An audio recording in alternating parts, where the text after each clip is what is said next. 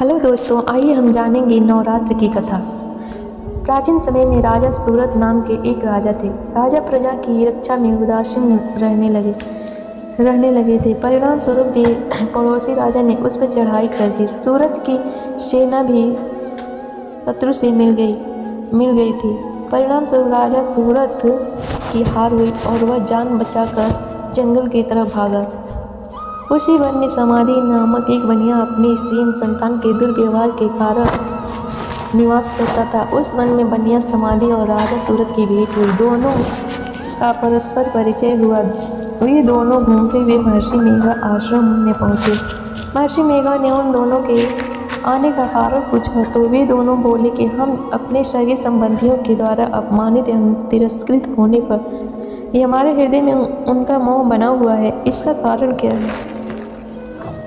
महर्षि मेघा ने उन्हें समझाया कि मन शक्ति के अधीन होता है और आदि शक्ति के अविद्या और विद्या दो स्वरूप हैं। विद्या ज्ञान स्वरूप है और अविद्या अज्ञान स्वरूप। जो व्यक्ति को अविद्या अज्ञान के अधिकरण रूप में उपासना करते हैं उन्हें वे विद्या स्वरूपा प्राप्त होकर मोक्ष प्रदान करती है।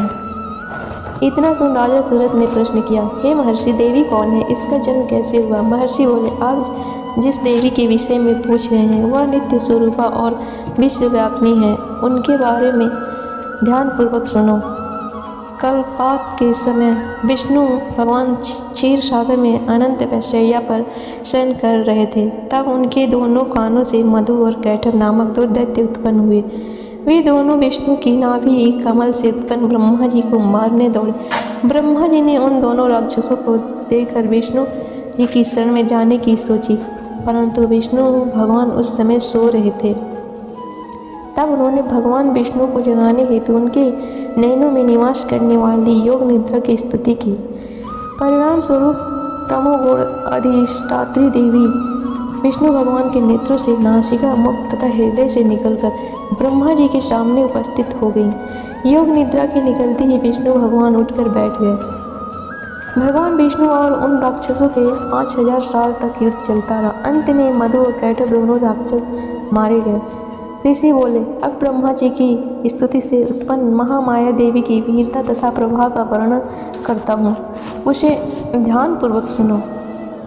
एक समय देवताओं के स्वामी इंद्र तथा दैत्यों के स्वामी महिषासुर में सैकड़ों वर्षों तक घनघोर संग्राम हुआ। इस युद्ध में देवराज इंद्र की पराजय हुई और महिषासुर इंद्रलोक का स्वामी बन बैठा। अब देवतागण ब्रह्मा के नेतृत्व में भगवान विष्णु और भगवान शंकर की शरण में गए। देवताओं की बातें सुनकर भगवान विष्णु तथा भगवान शंकर क्रोधित हुए। भगवान विष्णु के मुख तथा ब्रह्मा जी और शिव जी तथा इंद्र के शरीर से एक तेज पुंज निकला, जिससे समस्त दिशाएं जलने लगी और अंत में यही तेज पुंज एक देवी स्वरूप में परिवर्तन हो गया। देवी ने सभी देवताओं से आयुध शक्ति प्राप्त करके उच्च स्वर में अट्टहास किया, जिससे तीनों लोकों में हलचल मच गई। महिषासुर अपनी सेना लेकर इस सिंहनाद की ओर दौड़ा। उसने देखा कि देवी के प्रभाव से तीनों लोग आलोकित हो रहे हैं। महिषासुर की देवी के सामने एक भी चाल सफल नहीं हुई और वह देवी के हाथों मारा गया।